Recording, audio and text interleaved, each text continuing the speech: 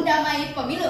Assalamualaikum warahmatullahi wabarakatuh. Shalom, Om Swastiastu, Namo Buddhaya, dan salam kebajikan. Yang mulia Dewan Juri yang arif dan bijaksana, moderator yang berbahagia, serta rekan kami dari tim kontra yang amat terpelajar. Perkenalkan, kami dari tim SMA Negeri 1 Parepare. Saya Satya Asra selaku pembicara pertama yang akan menyampaikan opening statement dan closing statement. Adapun kedua rekan saya, Humaira Purata Aini selaku pembicara kedua dan Dwita Karunia Sulhija selaku pembicara ketiga yang akan menyampaikan bidasan dan argumentasi persetujuan kami terhadap mosi perdebatan kita kali ini. Sekian dan terima kasih.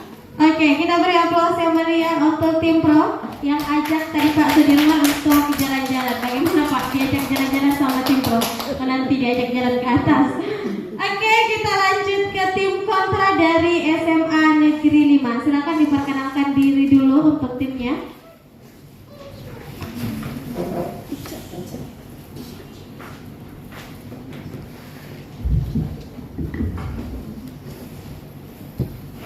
Jalan-jalan ke lapangan Bina Lipu, singgah duduk di atas batu, Smeli ikut debat pemilu di kantor KPU, siap menjadi nomor 1. Assalamualaikum warahmatullahi wabarakatuh. Dewan Juri yang terhormat, moderator yang kami hormati, rekan-rekan berpikir kami dari tim pro serta seluruh insan juris yang turut serta hadir untuk menggemparkan ruang perdebatan kita pada sore hari ini.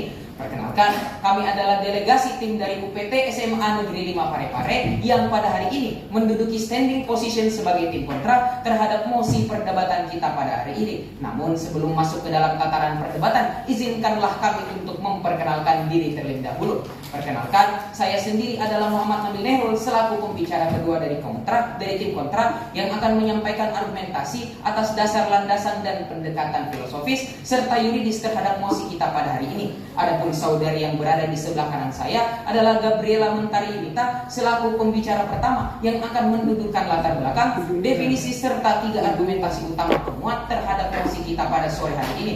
Adapun di sebelah kiri saya adalah saudari Devina Ainun Budiman selaku pembicara ketiga yang akan mendudukkan mosi pada pendekatan sosiologis serta studi komparasi terhadap penolakan mosi kita pada hari ini. Sekian dan terima kasih.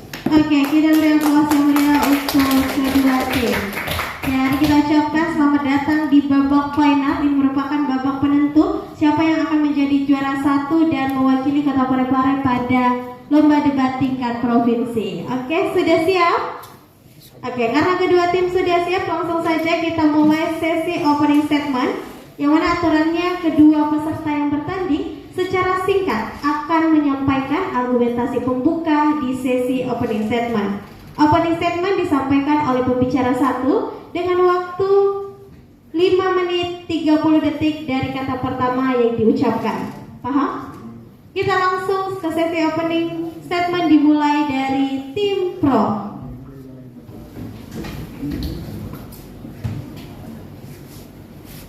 Let's salute the people as law supreme glory. Hukum tertinggi adalah perlindungan masyarakat. Assalamualaikum warahmatullahi wabarakatuh. Salam sejahtera bagi kita semua. Shalom, Om Swastiastu, Namo Buddhaya, dan salam kebajikan. Yang mulia Dewan Juri yang arif dan bijaksana, rekanku dari tim kontra yang amat terpelajar, serta para pemerhati hukum dan konstitusi yang berbahagia. Mosi perdebatan kita kali ini ialah calon pemimpin daerah harus menunjukkan visi misi yang selaras dengan RPJPD Kabupaten untuk memastikan keberhasilan pembangunan jangka panjang dan berkelanjutan. Dewan Juri mengawali perdebatan kita kali ini, alangkah tidak fairnya ketika argumentasi yang disampaikan tidak dibangun melalui akar permasalahan lahirnya mosi perdebatan yang objektif. Apakah yang disampaikan oleh rekan tim kontra merupakan argumentasi yang linear dengan status quo? Mari kami hantarkan pembuktian tersebut melalui latar belakang dan poin argumentasi persetujuan kami terhadap mosi perdebatan kita kali ini.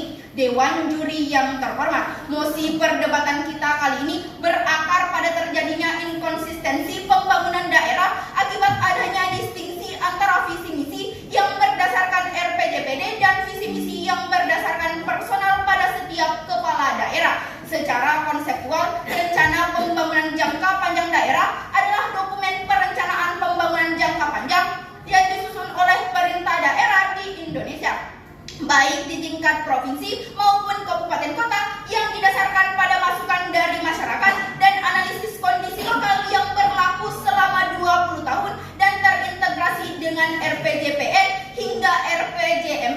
Namun status quo menunjukkan bahwa praktik implementasi visi misi kepala daerah saat ini bergeser dari arah RPJPD, sehingga indikator keberhasilan pembangunan yang telah ditetapkan dalam RPJPD tersebut bersifat bias. Oleh karena itu, penguatan keberhasilan pembangunan jangka panjang dan daerah berkelanjutan di setiap daerah dinilai ideal ketika mengharuskan calon pemimpin kepala daerah menunjukkan visi misi yang selaras dengan RPJPD. Berdasarkan hal tersebut, maka kami secara lantang, tegas, lugas, dan mantap menyatakan bahwa kami sangat menyetujui mosi perdebatan kita kali ini dengan berdasarkan pada 3 poin argumentasi utama yang berlandaskan pada pendekatan filosofis, yuridis, dan juga sosiologis. Sebab hukum tanpa ketiganya hanyalah akan menjadi mayat hukum, Sajipto Raharjo. Yaitu yang pertama, secara filosofis, pembangunan yang selaras dengan RPJPD didasarkan pada prinsip keseimbangan antara kepentingan ekonomi, sosial, dan lingkungan. Filosofi pembangunan berkelanjutan menekankan pentingnya menjaga keseimbangan pada pembangunan berkelanjutan, yang hakikatnya bertujuan memastikan bahwa pembangunan yang dilakukan hari ini tidak mengorbankan kebutuhan generasi mendatang. Dengan kata lain, calon pemimpin daerah yang visinya selaras dengan RPJPD mendukung pembangunan yang tidak hanya mengejar keuntungan jangka pendek, tetapi juga mempertimbangkan dampak jangka panjang. Visi dan misi pemimpin tidak sejalan dengan RPJPD, maka arah pembangunan dapat terganggu dan tujuan jangka panjang menjadi sulit tercapai. Yang kedua, secara yuridis, keharusan menyampaikan visi misi yang sesuai dengan RPJPD telah memiliki legal framework yang jelas, seperti dalam pasal 131 Undang-Undang Nomor 1 Tahun 2022 tentang hubungan keuangan antara pemerintah pusat dan pemerintah daerah, Undang-Undang Nomor 25 Tahun 2004 tentang Sistem Perencanaan Pembangunan Nasional, hingga Undang-Undang Pilkada. Oleh karena itu, bila mana calon pemimpin daerah tidak menunjukkan visi dan misi yang selaras dengan RPJPD, sejatinya tidak mencederai konsep desentralisasi kekuasaan yang bersifat holistik dan sistematis. Dan yang ketiga, secara sosiologis, visi dan misi yang selaras dengan RPJPD mencerminkan pemahaman yang mendalam dari calon pemimpin mengenai kebutuhan dan aspirasi masyarakat di daerahnya. RPJPD sendiri disusun melalui proses partisipatif yang melibatkan berbagai pemangku kepentingan di masyarakat, sehingga sudah mencerminkan keinginan kolektif masyarakat untuk masa depan daerahnya. Dengan demikian, calon pemimpin yang menunjukkan visi dan misi yang konsisten dengan RPJPD juga menunjukkan bahwa ia mendengarkan, memahami, dan menghargai aspirasi masyarakat. Ini penting untuk membangun kepercayaan dan dukungan publik yang merupakan modal sosial bagi keberhasilan program-program pembangunan di masa depan, di mana ketiga poin argumentasi utama tersebut akan dielaborasikan lebih lanjut oleh pembicara kedua dan pembicara ketiga tim kami. Sekian dan terima kasih. Oke, kita beri aplaus meriah untuk tim Pro. Selanjutnya kita dengarkan opening statement dari tim kontra yang akan Oke, langsung saja kita ke tim kontra. Waktu 5 menit 30 detik dari kata pertama yang diucapkan. Salus populi suprema lex exto. Kesejahteraan rakyat adalah hukum tertinggi. Dewan juri yang terhormat, moderator yang berbahagia, serta rekan kompetitor kami dari tim kontra. Adapun status quo mosi perdebatan kita kali ini, yaitu untuk menganalisis urgensi linearitas visi misi calon ketua daerah dengan RPJPD. Dewan juri yang terhormat, latar belakang lahirnya mosi perdebatan kita kali ini berdasar pada adanya imbauan KPU kepada calon kepala daerah untuk memastikan visi misi mereka selaras dengan RPJPD. Hal ini termuat secara yuridis di dalam ketentuan pasal 13 ayat 1D nomor 4 PKPU nomor 8 tahun 2024 tentang pencalonan kepala daerah, di mana hal ini merupakan persyaratan administratif yang sifatnya harus dipenuhi oleh semua calon kepala daerah, di mana tujuan dari kebijakan ini pada prinsipnya merupakan upaya menjamin keselarasan RPJPD 2023 2025 hingga 2045 dan RPJMD 2025 hingga 2029. Akan tetapi, Dewan Juri yang terhormat, hal ini mengandung beberapa kontroversi, bahkan penolakan dari berbagai macam elemen, terutama elemen calon kepala daerah, akademisi, dan juga masyarakat. Di mana penolakan ini berdasar pada ketentuan kewenangan KPU yang pada prinsipnya merupakan lembaga pelaksana yang memiliki kewenangan terbatas untuk mengatur persyaratan administrasi pemilu. Berdasarkan latar belakang tersebut, maka untuk pertama kalinya kami menyatakan kami secara tegas, lugas, dan mantap menolak mosi pertindaklanjuti kita kali ini, di mana penolakan kami berdasar pada 3 argumentasi utama, yakni secara filosofis, yuridis, dan sosiologis. Baik secara filosofis, sebuah kebebasan politik calon kepala daerah untuk membentuk visi dan misi mereka, sebab pada praktiknya visi dan misi calon kepala daerah merupakan salah satu alat politik untuk menjadi pemilih. Akan tetapi, ketika kemudian visi misi tersebut bersifat kaku yang wajib selaras dengan RPJP, maka kebebasan politik calon kepala daerah akan terbatasi secara struktural. Hal ini kemudian akan menimbulkan kerugian struktural terhadap calon kepala daerah yang memiliki pandangan subjektif atas kebutuhan daerah. Melanjut dalam tataran argumentasi yang kedua, di mana secara yuridis ketentuan RPJP pada Undang-Undang Nomor 23 Tahun 2014 tentang pemerintahan daerah hanya mewajibkan kepala daerah terpilih bukan terhadap calon kepala daerah. Hal ini menjadi penting untuk dipertegas, sebab pada prinsipnya terdapat perbedaan mendasar antara RPJPD dan RPJMD, di mana ketentuan RPJM daerah merupakan penjabaran terhadap visi dan misi calon kepala daerah. Hal ini pula termuat di dalam Undang-Undang Nomor 25 Tahun 2004 tentang Sistem Perencanaan Pembangunan Nasional, di mana ketentuan pasal 5 menyatakan bahwa RPJM daerah merupakan penjabaran visi misi dari kepala daerah. Juga perlu kami tegaskan bahwa ketentuan ini adalah ketentuan yang secara prinsipil tidak mengikat calon kepala daerah, akan tetapi mengikat kepala daerah terpilih pasca pelantikan. Maka pengaturan PKPU tersebut merupakan konteks dari overregulation atau penyusunan hukum yang tidak sesuai dengan porsinya. Selanjutnya masuk dalam ranah argumentasi saya yang ketiga, yakni secara sosiologis, di mana penyusunan RPJPD menjunjung tinggi proses kerjasama antar kepala daerah dan Bapeda pada dalam penyusunannya tersebut. Akan tetapi, ketika RPJPD tersebut dijadikan sebagai syarat administratif terhadap calon kepala daerah, maka hal ini terkesan sebagai tindakan kesewenangan Bapeda terhadap proses demokrasi, di mana substansialisasi demokrasi sejatinya menjunjung tinggi hak-hak politik dan sosialisasi politik melalui janji-janji politik oleh calon kepala daerah, yang dimana hal ini tidak dapat ditawar Dewan Juri yang terhormat, sehingga ketentuan ini pada dasarnya merupakan ketentuan yang tidak berdasar. Maka dari itu, akan hal tersebut kita perlu mempertimbangkan bagaimana calon pemimpin daerah 1 menit tersisa. Visi dan misi mereka yang selaras dengan RPJPD kabupaten dalam memastikan keberhasilannya dalam pembangunan jangka panjang serta berkelanjutan. Hal ini pula akan kembali dijelaskan lebih dan dielaborasikan lebih jauh oleh pembicara kedua dan ketiga dari tim kami. Sekian dan terima kasih. Oke, kita beri aplaus yang meriah untuk tim kontra. Oke, kita lanjut ke sesi kedua, yaitu sesi bidasan. Ada pula aturan yang rekan-rekan perlu ketahui.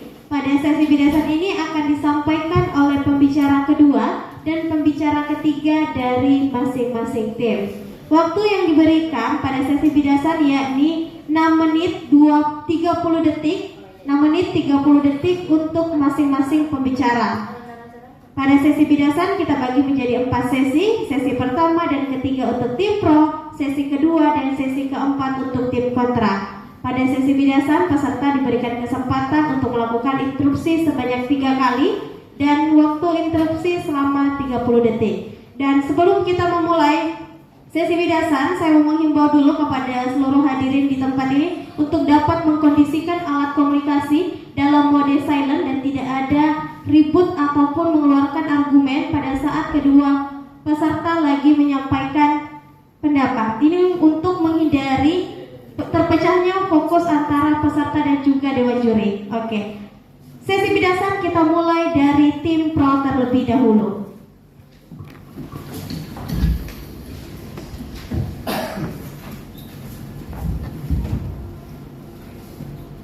Dewan Juri yang terhormat Hasruddin Hussein selaku Ketua Komisi Pemilihan Umum Kota Parepare tahun 2018 hingga 2023 pada acara launching program Desa Kelurahan Peduli Pemilu dan Pemilihan 2021 pernah menyatakan bahwa kecerdasan dan kesadaran politik masyarakat akan menjadi penentu berhasilnya seorang pemimpin dalam membangun daerah yang berkelanjutan. Dalam konteks ini, pedoman yang ditetapkan dalam RPJPD sejatinya haruslah dijadikan untuk mendukung keberhasilan pembangunan yang bersifat jangka panjang dan berkelanjutan. Yang dimana Dewan Juri yang terhormat, pembicara pertama dari rekan kami dari tim kontra menyatakan bahwasannya jika terdapat seorang kepala daerah yang membangun visi misinya selaras dengan RPJPD, maka akan mencederai hak-hak demokrasi.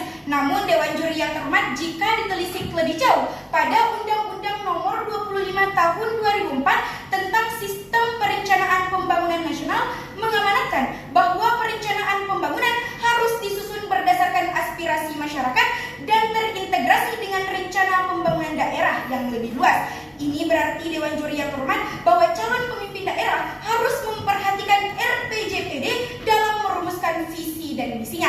Dewan Juri yang terhormat, rekan kami dari tim kontra yang amat terpelajar, sebelum masuki tataran argumentasi kami, izinkanlah kami untuk membidas argumentasi yang telah dipaparkan oleh rekan kami dari tim kontra. Yang dimana yang pertama, rekan kami dari tim kontra menyandarkan argumentasi penolakan mereka dengan dalil bahwa setiap kepala daerah memiliki visi misi yang bersifat seakan-akan personal. Hal inilah yang amat kami sayangkan Dewan Juri yang terhormat, sebab pada hakikatnya status quo menunjukkan bahwa kewajiban menunjukkan visi misi berdasarkan RPJPD tidak serta-merta menutup keinginan atau visi misi personal setiap kepala daerah. Pun dalam konteks ini Dewan Juri yang terhormat, kami menginginkan bahwa visi misi yang selaras dengan RPJPD harus menjadi prioritas utama dalam kampanye guna mengawal indikator keberhasilan pembangunan yang berkelanjutan. Yang dimana yang kedua, Dewan Juri yang terhormat, rekan kami dari tim pro sedari tadi menjustifikasi bahwa ketika RPJPD hanya bersifat stagnan sementara kebutuhan masyarakat bersifat dinamis. Dewan Juri yang terhormat, jika kita merujuk pada Undang-Undang Nomor 25 Tahun 2004 tentang Sistem Perencanaan Pembangunan Nasional, pada hakikatnya RPJPD dirancang dengan mekanisme untuk evaluasi dan revisi berkala. Ini berarti bahwa meskipun RPJPD memberikan arah jangka panjang, tetapi ada ruang untuk menyesuaikan dan pembaruan berdasarkan perkembangan kondisi dan kebutuhan baru, sehingga calon pemimpin daerah dapat memanfaatkan kesempatan ini untuk merevisi RPJPD jika diperlukan. Dewan Juri yang terhormat memastikan bahwa rencana tetap relevan dan pastinya efektif. Bahkan dengan adanya RPJPD, calon pemimpin masih memiliki fleksibilitas dalam menyesuaikan strategi dan prioritas. RPJPD memberikan pedoman umum, tetapi pelaksanaan konkret dan penyesuaian spesifik dapat disesuaikan dengan kebutuhan aktual dan kondisi-kondisi terkini, selama tidak menyimpang terlalu jauh dari arah dan visi jangka panjang yang telah disepakati. Yang dimana Dewan Juri yang terhormat, dengan RPJPD dengan menyesuaikan prioritas dan menambahkan elemen-elemen baru yang mendukung tujuan jangka panjang seperti penataan kota yang lebih baik dan peningkatan digitalisasi layanan publik. Oleh karena itu, Dewan Juri yang terhormat, pernyataan dari rekan kami dari tim kontra sama sekali tidak bisa diterima. Yang dimana selanjutnya Dewan Juri yang terhormat, rekan-rekan kami dari tim pro sedari tadi lupa atau bahkan pura-pura lupa mengenai masifnya fakta empiris yang membuktikan bahwa terjadinya ketidaksinambungan daerah akibat tidak selarasnya visi misi yang disesuaikan dengan RPJPD. Silakan. Saudari tidak mengetahui bahwasanya evaluasi per tahun atau per tiap tahun anggaran yang dilakukan oleh RPJPD tidak melibatkan seluruhnya elemen masyarakat, namun hanya pemangku kepentingan, dan itu pun bervariatif, tidak selamanya kemudian terwakilkan akan hal itu, sehingga tidak semua elemen masyarakat dapat terwakilkan untuk mengadakan evaluasi. Apakah hal tersebut relevan dengan prinsip demokratis Dewan Juri yang terhormat? Sekian dan terima kasih. Namun Dewan Juri yang terhormat, pertanyaan kami lebih sederhana. Bahkan jika pemimpin daerah tersebut tidak memiliki visi misi yang bahkan tidak selaras dengan RPJPD, apakah proses pembangunan dan infrastruktur yang ada di Indonesia akan berjalan secara efektif? Dewan Juri yang terhormat, yang dimana beberapa studi menunjukkan bahwa daerah yang memiliki konsistensi antara visi dan misi kepala daerah dengan RPJPD cenderung memiliki kinerja pembangunan yang lebih baik, yang dimana sebagai contoh Provinsi Jawa Tengah di bawah kepemimpinan Ganjar Pranowo berhasil mempertahankan program-program strategis yang sejalan dengan RPJPD. Selanjutnya, Dewan Juri yang terhormat, mengenai kerangka hukum dan regulasi, yang dimana sejumlah regulasi di Indonesia mengatur tentang kewajiban sinkronisasi visi misi dan misi calon pemimpin daerah dengan RPJPD, yang dimana terdapat juga pemenuhan aspirasi dan kebutuhan masyarakat. Silahkan. Saudari tadi mengatakan bahwasanya, namun saudari tidak melihat fakta bahwasanya penyusunan RPJPD ini lagi-lagi tidak melibatkan seluruh masyarakat. Maybe apabila kemudian RPJPD disukai atau daerah yang memiliki RPJPD lebih maju, namun tidak semua kemudian hal daerah seperti itu, dan tentu itu bervariatif dengan fakta yang ada. Contoh di NTB, tidak semuanya, di bawah 40% masyarakat memberikan jaminan bahwasanya tidak selamanya diperlakukan RPJPD dengan baik. Terima kasih Dewan Juri. Sayang sekali Dewan Juri yang terhormat, rekan kami dari tim kontra memberikan interupsi di akhir argumentasi kami. Oleh karena itu Dewan Juri yang terhormat, dengan ini kami dengan tegas, lugas dan mantap tetap menyatakan bahwasanya kami setuju akan adanya Ria untuk tim pro. Oke, kita lanjut ke sesi kedua untuk tim kontra. Pada sesi ini tim kontra akan menyampaikan bidasan atas argumentasi pembuka yang disampaikan oleh pembicara satu dari tim pro. Waktu yang diberikan yakni 6 menit 30 detik dari kata pertama yang diucapkan, dan tim pro masih memiliki kesempatan untuk melakukan instruksi sebanyak 3 kali selama 30 detik.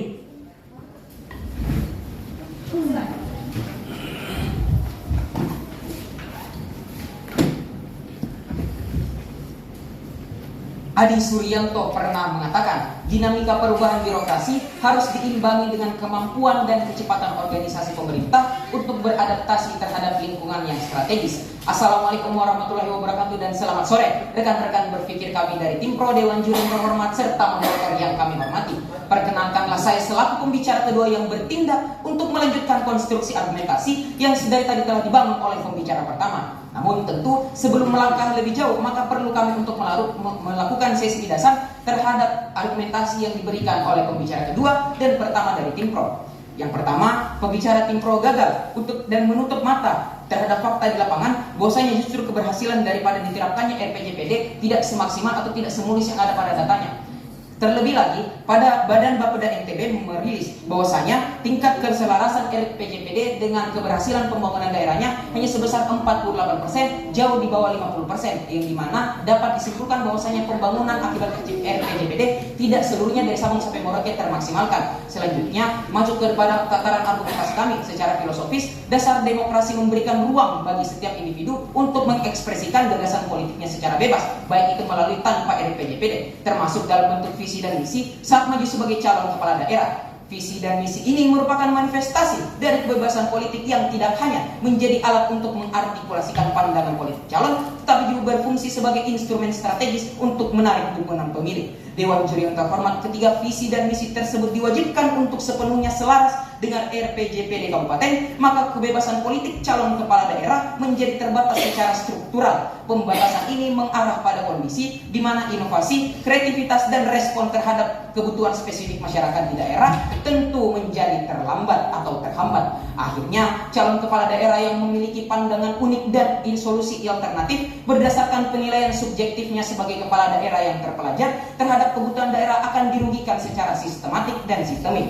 Dalam konteks demokrasi, tentu Dewan Juri, hal ini menimbulkan ketidakadilan karena yang pertama, membatasi ruang kompetensi gagasan yang seharusnya menjadi esensi dari pemilihan umum daerah itu sendiri. Kemudian, pembatasan yang kaku terhadap visi dan misi tidak hanya mereduksi makna kebebasan politik, tetapi juga menghalangi potensi solusi dan inovatif dan kontekstual. Selanjutnya, pendekatan yuridis menyebutkan bahwasanya peraturan perundang-undangan sudah memberikan garis batas yang jelas antara kewajiban calon kepala daerah dan kepala daerah terpilih dalam Undang-Undang Nomor 23 Tahun 2014 tentang pemerintahan daerah. Kewajiban terkait RPJPD hanya berlaku bagi kepala daerah terpilih, bukan calon kepala daerah. Poin ini krusial Dewan Juri untuk dipahami tentu karena terdapat perbedaan normatif antara rencana pembangunan jangka panjang daerah dan rencana pembangunan jangka menengah daerah. RPJPD memiliki karakter yang lebih kaku dan berlaku jangka panjang, sedangkan RPJMD merupakan penjabaran visi dan misi yang disusun berdasarkan aspirasi politik kepala daerah terpilih. Sebagaimana diatur dalam Undang-Undang Nomor 25 Tahun 2004 tentang Sistem Perencanaan Pembangunan Nasional. Pasal 5 undang-undang tersebut menegaskan bahwa RPJM daerah adalah turunan dari visi dan misi kepala daerah, bukan sesuatu yang diikatkan kepada calon kepala daerah sebelum masa pemilihan.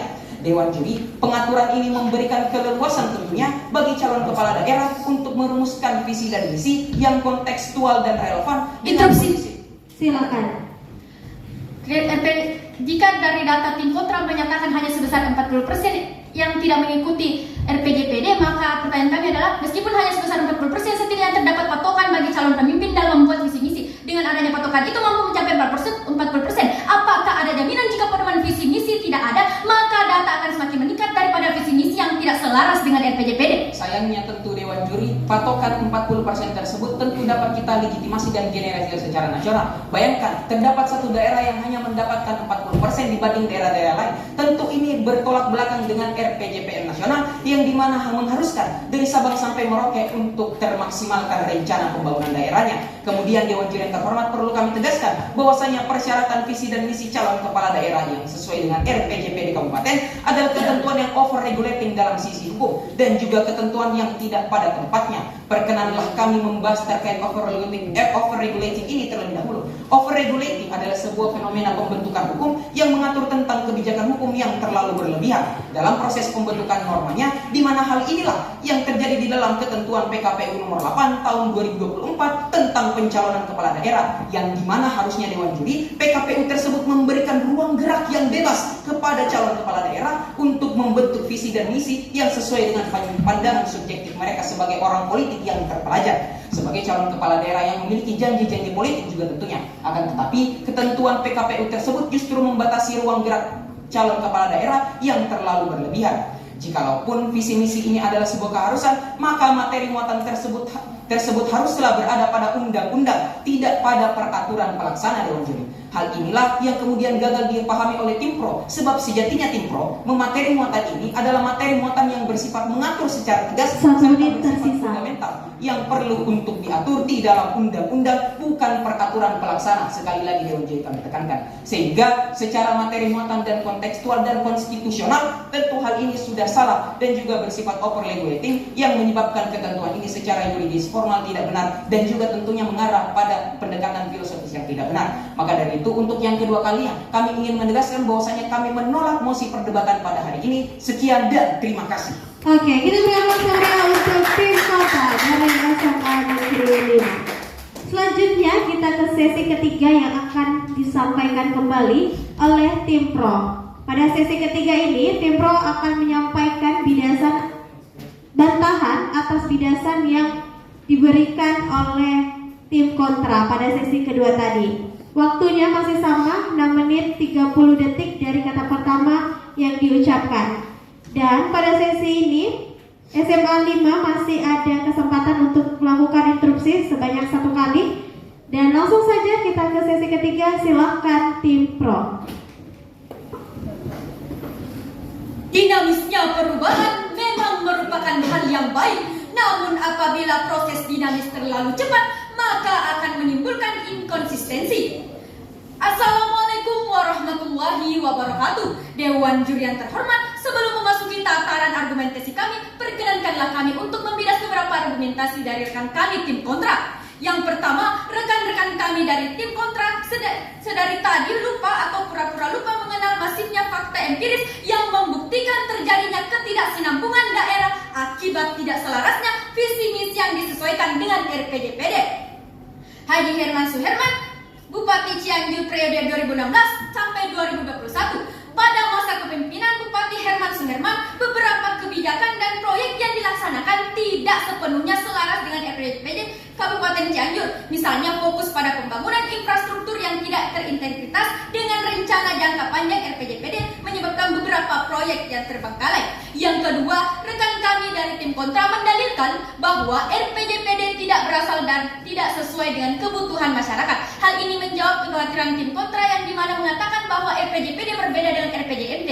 Di Dewan Juri yang terhormat, ketidaktahuan akan fakta dan data dapat dimaafkan, tetapi tidak dengan ketidaktahuan dengan konsep dasar. Mari kami hantarkan mekanisme penyusunan RPJPD yang pada akhirnya membuktikan argumentasi dari tim kontra bersifat asumtif dan utopis, di mana tahap penyusunan RPJ dimulai dari tahap persiapan penyusunan musrembang, perumusan rancangan akhir dan penerapan, di mana mulai dari tahap awal hingga akhir partisipasi masyarakat menjadi unsur kewajiban. Melanjutkan argumentasi kami, Dewan Juri yang terhormat, keselarasan visi dan misi calon kepala daerah dengan RPJPD menjadi penting untuk memastikan kesinambungan dan konsistensi arah pembangunan jangka panjang di daerah. Hal ini akan mendukung keberhasilan pembangunan yang berkelanjutan. Sinkronisasi visi dan misi dengan RPJD memastikan bahwa setiap pergantian kepemimpinan tidak mengganggu arah pembangunan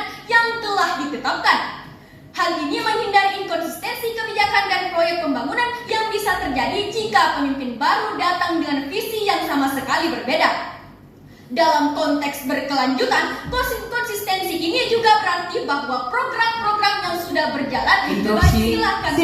Sepertinya saudara-saudara kami tim Proti menutup data terhadap survei yang dilakukan oleh Lembaga Penelitian Universitas Gadjah Mada pada tahun 2020 menunjukkan bahwa sebanyak 62,5 responden dari daerah pedesaan merasa bahwa RPJPD tidak mencerminkan aspirasi mereka. Juga sedari tadi, studi komparasi yang diberikan hanya pada Pulau Jawa, sehingga tentu bayang-bayang sentralisasi Jawa masih terdapat di mindset kita masing-masing, tidak memperhatikan data dari Indonesia bagian timur maupun bagian barat. Terima kasih, Dewan Juri. Inilah interupsi yang sedang kami tunggu-tunggu. Survei Litbang Kompas 2002 menyebutkan bahwa 78% masyarakat di daerah yang memiliki konsistensi kebijakan pembangunan merasa puas dengan kinerja pemerintah daerah, terutama dalam hal penyediaan layanan publik dan infrastruktur yang sesuai dengan kebutuhan mereka. Hal ini telah menjawab instruksi dari tim kontra yang dimana mengkhawatirkan jika data tersebut tidak terrealisasi. Melanjutkan argumentasi kami Dewan Juri yang terhormat, tanpa keselarasan dengan RPJPD ada risiko bahwa pembangunan akan terpecah-pecah dan tidak berkesinambungan yang dapat menghambat upaya untuk mencapai tujuan jangka panjang. Dalam konteks pemerintahan daerah Indonesia, pembangunan berkelanjutan menjadi salah satu fokus utama untuk memastikan kesejahteraan masyarakat. RPJPD Kabupaten adalah dokumen strategis yang menjadi acuan utama dalam perencanaan pembangunan selama 20 tahun dan diturunkan ke dalam rencana pembangunan jangka menengah daerah atau RPJMD yang memiliki jangka waktu 5 tahun. Dewan Juri, ketidakselarasan visi dan misi seorang calon pemimpin dengan RPJPD maka akan menimbulkan dua intensitas, yaitu yang pertama, berdasarkan studi dari Badan Perencanaan Pembangunan Nasional atau Bappenas, daerah yang memiliki konsistensi antara RPJPD dan RPJMD menunjukkan kinerja pembangunan yang lebih baik. Misalnya, di beberapa kabupaten kota yang berhasil mencapai target pembangunan ekonomi dan pengurangan kemiskinan, kepala daerahnya meneruskan visi dan misi yang telah dirancang sesuai RPJPD. Laporan Kementerian Dalam Negeri pada tahun 2022 menunjukkan bahwa sekitar 60% daerah di Indonesia menghadapi masalah dengan kontinuitas pembangunan akibat tidak selarasnya visi dan misi kepala daerah dengan RPJPD. Ini seringkali terjadi ketika terjadi pergantian kepala daerah yang membawa visi dan misi yang berbeda drastis dari pendahulunya. Yang kedua, sebagaimana dalam Peraturan Menteri Dalam Negeri Nomor 86 Tahun 2017 tentang tata cara perencanaan, pengendalian dan evaluasi pembangunan daerah yang mempertegas bahwa visi dan misi kepala daerah harus selaras dengan RPJPD, dan juga Undang-Undang Nomor 23 Tahun 2014 tentang pemerintahan daerah. Hal ini berarti ketika visi seorang calon pemimpin tidak selaras dengan RPJPD, berarti dia telah mengabaikan konstitusi yang telah diterapkan. Dewan Juri yang terhormat, dengan adanya keselarasan visi, misi, dan RPJPD ini, 1 menit maka akan tersisa. memberikan dampak yang signifikan bagi infrastruktur dan kemajuan suatu kabupaten dalam jangka panjang, yakni pembangunan yang telah direncanakan secara jangka panjang dapat dilanjutkan tanpa gangguan. Konsistensi ini penting untuk menghindari dari proyek-proyek pembangunan yang terhenti di tengah jalan akibat perubahan kebijakan dan pergantian kepemimpinan. Selarasnya visi dan misi dengan RPJPD memungkinkan pemanfaatan sumber daya yang lebih efisien. Sumber daya yang telah dialokasikan untuk proyek-proyek tertentu dalam rencana pembangunan dapat digunakan secara optimal jika pemimpin baru melanjutkan rencana tersebut, daripada mengalihkan sumber daya ke proyek baru yang mungkin tidak terencana dengan baik. Dan ketika calon pemimpin daerah menunjukkan komitmen terhadap RPJPD, hal ini dapat meningkatkan kepercayaan publik dan investor karena ada kepastian bahwa proyek-proyek jangka panjang akan dilanjutkan. Sekian dan terima kasih. Oke, kita beri waktu meriah untuk bersama negeri 1 pada sesi ketiga ini. Selanjutnya kita ke sesi keempat yang akan disampaikan kembali oleh tim kontra. Pada sesi keempat ini tim kontra akan menyampaikan bantahan atas bidasan yang disampaikan tim pro. Dan pada sesi keempat ini tim kontra akan diwakili oleh pembicara ketiga. Waktu masih sama 6 menit 30 detik dan tim pro masih memiliki kesempatan untuk melakukan interupsi. Bagaimana? Sudah siap? Silahkan tim kontra.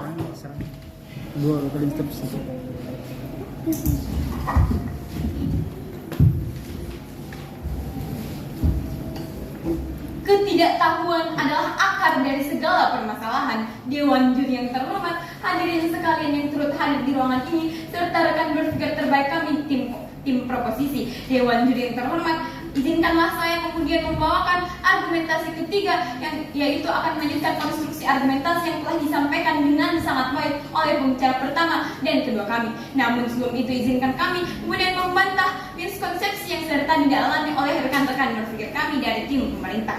Dewan Juri yang terhormat, tim pemerintah tadi menyatakan bahwa RPJPD memiliki visi dan misi yang selaras dengan kondisi masyarakat dan mencerminkan kepedulian Dewan Juri yang terhormat. Namun sangat amat disayangkan pada faktanya Dewan Juri yang terhormat, yaitu contoh konkret yakni Kota Bandung yang di bawah kepemimpinan Ridwan Kamil pada tahun 2013 hingga 2018 menunjukkan bagaimana adaptasi tren global seperti smart city dan ekonomi kreatif yang tidak secara eksplisit disebutkan dalam RPJPD, tapi kemudian berhasil meningkatkan kualitas hidup dan daya saing kota. Kemudian data dari Lembaga Penelitian Universitas Gadjah Mada pada tahun 2020 menunjukkan bahwa 62,5% responden dari daerah pedesaan merasa bahwa RPJPD tidak mencerminkan aspirasi mereka. Responden tersebut menyatakan bahwa visi dan misi yang ditetapkan tidak memperhatikan kemudian kebutuhan dasar seperti infrastruktur dan pendidikan kesehatan. Juga tim pemerintah sedari tadi mengangguk-anggukkan data bahwa kemudian hanya daerah Jawa saja yang kemudian sukses menerapkan RPJPD, namun tanpa kemudian memperhatikan bahwa Indonesia merupakan negara yang memiliki sangat banyak perkotaan, tanpa kemudian hanya mensterilisasi kemudian interupsi. Silakan. Dewan Juri yang terhormat, rekan kami dari tim kontra membawa studi kasus mengenai Ridwan Kamil. Namun Dewan Juri yang terhormat tidak berarti kita tidak melanjutkan ide-ide personal tersebut. Namun kita lebih mementingkan di aturan-aturan RPJPD tersebut, yang dimana seperti yang studi kasus kita sampaikan bahwasanya Ganjar Pranowo yang berhasil melanjutkan RPJPD, namun juga melanjutkan ide-ide personal dari kepemimpinannya di Jawa Tengah. Dewan Juri yang terhormat.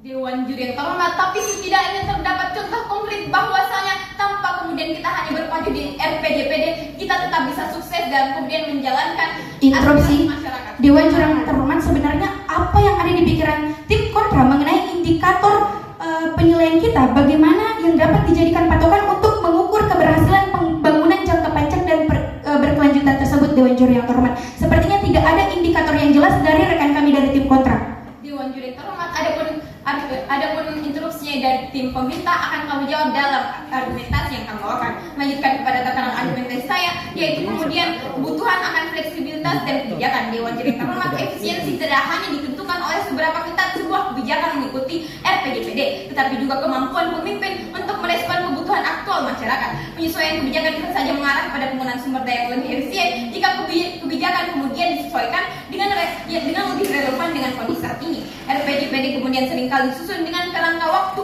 yang panjang dan berdasarkan hanya asumsi-asumsi tertentu yang mungkin tidak lagi relevan dalam konteks perubahan sosial, ekonomi, dan politik. Oleh karena itu, Dewan yang terhormat, jika calon pemimpin daerah terlalu kaku kemudian dalam mengikuti RPJPD, mereka mungkin tidak akan mampu kemudian merespon perubahan dan tantangan yang muncul dengan cepat. Mari kita kemudian membuka mata dan melihat secara nyata fakta penelitian yang dilakukan oleh World Bank pada tahun 2020 yang menunjukkan bahwa negara-negara dengan kebijakan yang fleksibel lebih mampu mengatasi dampak ekonomi, terutama kita mengingat dari pandemi COVID-19 kemarin. Dari terhormat, negara-negara ini mampu kemudian menyesuaikan kebijakan fiskal dan kesehatan mereka dengan cepat sehingga mengurangi dampak negatif pada masyarakat. Salah satu contohnya di Indonesia pada kota Surabaya, yang dimana selama pandemi COVID-19 kemarin menyesuaikan kebijakan dari yang awalnya hanya fokus pada kesehatan saja, kemudian menjadi luas dengan mencakup ekonomi lokal, memberikan bantuan langsung pada masyarakat yang terkena dampak tanpa terikat pada rencana yang sudah ada sebelumnya. Dari terhormat, adapun kemudian solusi yang kami tawarkan yaitu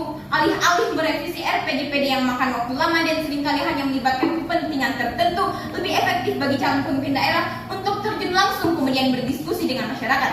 Pendekatan ini kemudian memungkinkan pemimpin untuk kemudian memahami kebutuhan dan aspirasi warga secara real time. Kemudian meningkatkan keterlibatan masyarakat seperti menghindari kemudian bias yang mungkin muncul dari proses revisi yang formal, karena seperti yang kita ketahui bersama bahwa proses revisi RPJPD hanya dihadiri oleh beberapa pemangku kepentingan saja, tidak kemudian mewakili seluruh lapisan masyarakat terkait apa yang sebenarnya mereka butuhkan. Yang terhormat, sebagai contoh konkret yaitu Paslon Anies Baswedan yang saat menjadi calon presiden yang melakukan dialog langsung dengan warga pada desak Anies, yang membantu kemudian merespon isu-isu aktual dan membangun kemudian kepercayaan masyarakat, dan yang bagaimana kemudian kebijakan yang diusulkan itu menjadi yang lebih relevan dan sesuai dengan kebutuhan lokal tanpa terikat kemudian pada kerangka RPJPD yang sudah tadi agung-agungkan oleh pihak pemerintah di Dewan Terhormat, yang kemudian bagaimana calon kepala daerah untuk membentuk visi yang sesuai dengan kepentingan dan analisis subjektifnya terhadap kebutuhan daerah sebagai mekanisme politik yang menarik perhatian melalui visi misi yang ditawarkan serta sebagai upaya untuk menghormati otonomi daerah yang kaku. Sekali lagi Dewan yang terhormat, kami menyatakan penolakan terhadap mosi perdebatan kita pada hari ini, yaitu calon pemimpin daerah harus menunjukkan visi dan misi yang selaras dengan RPJPD kabupaten untuk memastikan keberhasilan pembangunan jangka panjang dan berkelanjutan. Oleh karena itu, Dewan terhormat, kami sekali lagi sangat yakin dan menyatakan secara tegas, lugas, dan mantap bahwa kami menolak mosi perdebatan kita pada hari ini, dan bagaimana kemudian kita yakin bahwa kami dapat memenangkan pertandingan kita pada kali ini karena kami telah membahas dari berbagai aspek baik secara yuridis, filosofis, serta sosiologis. Sekian dari kami. Wassalamualaikum warahmatullahi wabarakatuh dan salam demokrasi. Oke, kita beri aplaus meriah untuk kedua tim kita pada sore hari ini. Dan langsung saja kita memasuki sesi terakhir, yakni sesi closing statement, yang mana pada sesi closing statement akan diwakili oleh pembicara 1 atau pembicara 2 dari masing-masing tim. Waktu yang diberikan pada sesi closing statement yakni 2 menit dari kata pertama yang diucapkan. Tidak ada interupsi pada sesi kali ini. Sudah paham? Kita mulai dari tim pro terlebih dahulu. Error human est tropen error persevera. Membuat kesalahan adalah hal yang manusiawi, tetapi tidak dengan mempertahankannya secara terus-menerus sebagaimana yang dilakukan sedari tadi oleh rekan-rekan kami dari tim kontra. Dewan juri setidaknya terdapat 3 logical fallacy dan jumping conclusion yang dilakukan sedari tadi oleh rekanku dari tim kontra. Yang pertama, rekan-rekanku dari tim kontra nampaknya terlalu mengagung-agungkan argumentasi mereka, namun mereka sama sekali tidak melihat dan mempertimbangkan adanya dampak-dampak yang akan ditimbulkan bila mana visi misi calon pemimpin daerah tidak selaras dengan RPJPD kabupaten untuk memastikan keberhasilan pembangunan jangka panjang dan berkelanjutan. Yang kedua, rekan-rekanku dari tim kontra gagal menjawab interupsi yang kami ajukan dan dari tadi hanya memutar argumentasinya, sehingga Dewan Juri yang terhormat, argumentasi mereka tidak dapat dipertanggungjawabkan. Dan yang ketiga, rekan-rekanku dari tim kontra gagal memberikan solusi solusi yang solutif akan 1 adanya menit mosi tersisa. perdebatan kita kali ini. Dewan juri pendebat yang baik tidak hanya cakap dalam mengkritik, tetapi juga cakap dalam memberikan solusi. Oleh karena itu, perkenankanlah kami untuk memberikan solusi yang solutif terhadap mosi perdebatan kita kali ini sebagai bentuk lex semper derebit remedium bahwa hukum selalu memberi obat, yakni yang pertama memasukkan nomenklatur terkait dengan kewajiban kepala daerah menyampaikan visi misi yang selaras dengan RPJPD. Yang kedua, menerapkan konsep rebel hearing dengan melibatkan masyarakat, kepala daerah dan badan perencanaan, penelitian dan pengembangan dalam proses refleksi dan evaluasi pelaksanaan visi misi kepala daerah setiap 2,5 tahun sekali guna menjaga RPJPD sesuai dengan koridor yang berlaku. Berdasarkan hal tersebut, maka kami sekali lagi menyatakan bahwa kami tetap yakin dan konsisten untuk menyetujui mosi perdebatan kita kali ini serta menolak seluruh argumentasi yang dipaparkan oleh rekan kami dari tim kontra. Sekian dan terima kasih. Salam Oke, Pancasila. kita beri aplaus ya untuk tim pro. Selanjutnya mari kita dengarkan sesi closing statement dari tim kontra. Waktu sama 2 menit dari kata pertama yang diucapkan. Silakan tim kontra.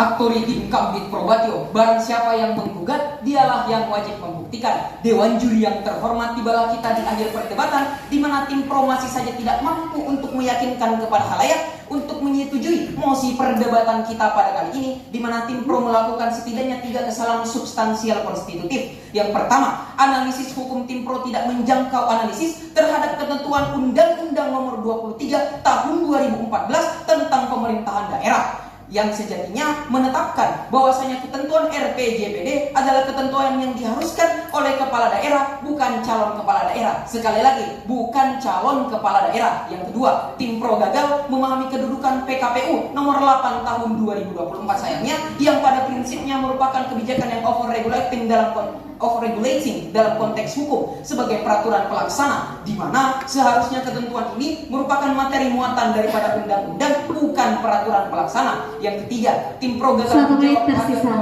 pertanyaan kami, yaitu melalui pertanyaan-pertanyaan yang kami paparkan sedari tadi, apalagi argumentasi sentralisasi Jawa yang sedari tadi digaungkan oleh tim pro. Dewan juri yang terhormat, seperti kata tim pro, pendebat yang baik tidak hanya cakap dalam mengkritisi, namun juga cakap dalam memberikan solusi. Adapun solusi yang kami tawarkan, yang pertama, merevisi ketentuan pasal 13 ayat 1D nomor 4 PKPU nomor 8 tahun 2024 tentang pencalonan kepala daerah dengan menghapuskan ketentuan syarat visi dan misi yang sejalan dengan RPJPD demi menghormati proses demokrasi yang terbuka. Yang kedua, memberikan ruang kepada calon kepala daerah untuk membentuk visi misi yang sesuai dengan kepentingannya dan analisis subjektifnya terhadap kebutuhan daerah sebagai mekanisme politik untuk menarik pemilih melalui visi misi yang ditawarkan serta berbagai upaya untuk menghormati otonomi daerah. Apabila fakta dan data telah berbicara dewan juri, maka apalah gunanya kata-kata. Sekian dan terima kasih dan salam konstitusi. Oke, kita beri aplaus ya untuk tim kontra. Kedua tim sudah melewati 3 sesi pada lomba debat kali ini. Selanjutnya kita persilahkan kepada ketiga dewan juri kita untuk mengakumulasi perolehan nilai dari kedua tim. Kira-kira siapa yang akan menjadi juara 1 pada lomba debat kali ini dan akan mewakili Kota Parepare di tingkat provinsi nantinya. Sebelumnya, sambil menunggu hasil